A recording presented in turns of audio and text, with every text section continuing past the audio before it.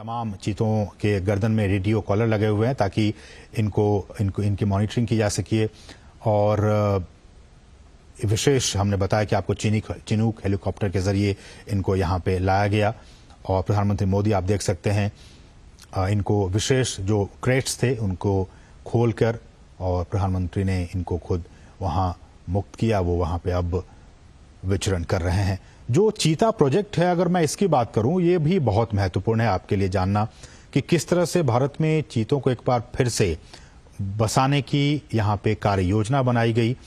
और इस योजना के तहत 5 साल में देश के कई नेशनल पार्क में ऐसी उम्मीद की जा रही है, जो हमारे वैज्ञानिक हैं, जीव वैज्ञानिक हैं, उनकी तरफ से ये कहा जा रहा है कि अगर ये ट्रांसलोकेशन और यहाँ पे ये सारी चीजें सही अनुमान के मुताबिक प्लानिंग के हिसाब से सब कुछ ठीक रहा तो आने वाले 5 से 10 साल में इनके जरिए और भी जो बच्चे होंगे उनको ऐसे उम्मीद की जा रही है कि 40 से 50 चीते पैदा होंगे और फिर उनको देश के अलग अलग नेशनल पार्क में फिर उन्हें बसाया जाएगा। बहुत ही महत्वपूर्ण। अभी तो सिर्फ ये 8 चीते कूनो नेशनल पार्क में आए हैं, लेकिन इन के बाद इनकी जब आबादी बढ़ेगी, ऐसी उम्मीद की जा रही है कि 40 से 50 के तादाद में इनकी आबादी होगी आने वाले 5 सालों में।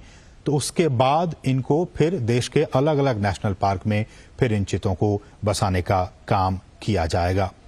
और इस कार्य योजना के जरिए जैसा कि हम कह रहे हैं कि भारत एक बार फिर दुनिया के सबसे तेज रफ्तार वाले जानवर चीता का घर अब बनने जा रहा है।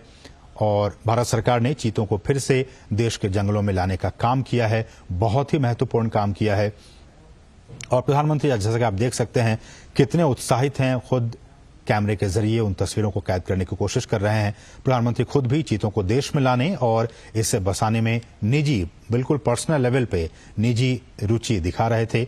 और उसी का नतीजा है कि आज ये 8 चीते अब हिंदुस्तान की सरजमी पर पहुंच चुके हैं। ये हम आपको बताएं, चीता आपने भी देखा होगा तमाम टेलीविजनों के जरिए, नेशनल ज्योग्राफिक पे, एनिमल प्लैनेट चैनल पे, कि किस तरह से ये जंगलों में रहता है। और ये एक मांसाहारी जानवर होता है। भारत से इसका लगभग 70-75 साल पहले खात्मा हो गया था। और कहा जाता है कि अवैध शिकार जो रहा वो एक बहुत अहम वजह रहा इनके एक्सटिंक्ट होने के, इनके विलुप्त होने के। ज्यादा शिकार, और ये भी कहा जाता है कि जो चीतों का जो नेचुरल हैबिटेट था उनको भी काफी नुकसान पहुंचा था, इसलिए धीरे धीरे विलुप्त हो गया। बहरहाल देश में चीतों को फिर से लाया गया है और हमारे जो जंगल हैं उनका जो इकोसिस्टम है, उनका जो पारिस्थितिकी तंत्र है, ये अब उनके लिए वरदान साबित हो सकता है। जैसा कि हम सभी जानते हैं कि ये जो जानवर है, ये जो चीता है, वो खुले मैदानों में रहते हैं। उनका आवास मुख्य रूप से वहीं होता है जहां उनके लिए शिकार अच्छी खासी तादाद में मौजूद होते हैं। घास के मैदान हो, झाड़ियां हो, खुले जंगल हो, अर्ध शुष्क वातावरण और थोड़ा सा ज्यादा तापमान उनके लिए सही होता है। तो थोड़ा ज्यादा तापमान हो, हम जानते हैं कि मध्य प्रदेश का ये इलाका ज्यादा तापमान इनका रहता है यहाँ पे 12 महीने। इसलिए भी हमारे जो वैज्ञानिक हैं उन्होंने कहा कि ये काफी उचित होगा यहाँ पे इन्हें रखना। घास के मैदान हैं, झाड़ियां हैं, खुले जंगल हैं, ये तमाम चीजें इनके अनुकूल है इनको यहाँ पे रखने के लिए, इसलिए यहाँ पे इन्हें लाया गया। चीतों को बचाने के लिए उनके शिकार करने के आधार, उनको हमें बचाने की जरूरत है।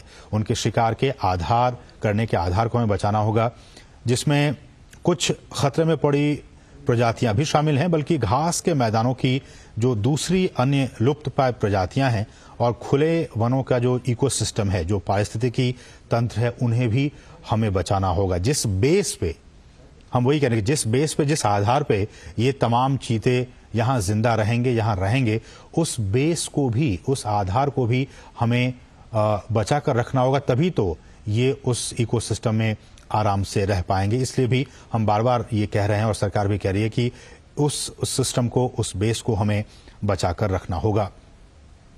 चीतों को वापस लाने से देश में खुले जो जंगल हैं उनको बचाने के काम को भी अब काफी मजबूती मिलेगी। और ये भी देखा गया कि बड़े जो मांसाहारी जानवरों में मानव जो इंटरेस्ट है, ह्यूमन इंटरेस्ट, मानव हितों के साथ संघर्ष चीतों में सबसे कम पाया जाता है। दूसरे जो ऐसे वाइल्ड एनिमल्स होते हैं उनके साथ मैन एनिमल कॉन्फ्लिक्ट होते रहते हैं, अक्सर होते रहते हैं, लेकिन चीतों के साथ ऐसा नहीं है।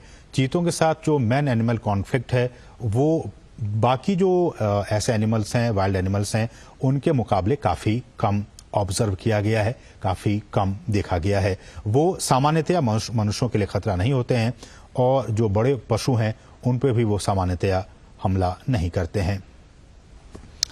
और wild life trust of India ने इसकी शुरुआत की थी कि किस तरह से इसको लाया जाए, और दुनिया भर के विशेषज्ञों, पर्यावरण, वन और जलवायु परिवर्तन मंत्रालय सहित भारत सरकार के कई अधिकारियों, राज्य सरकार के अधिकारियों ने इसके लिए कई दौर की बैठकें की।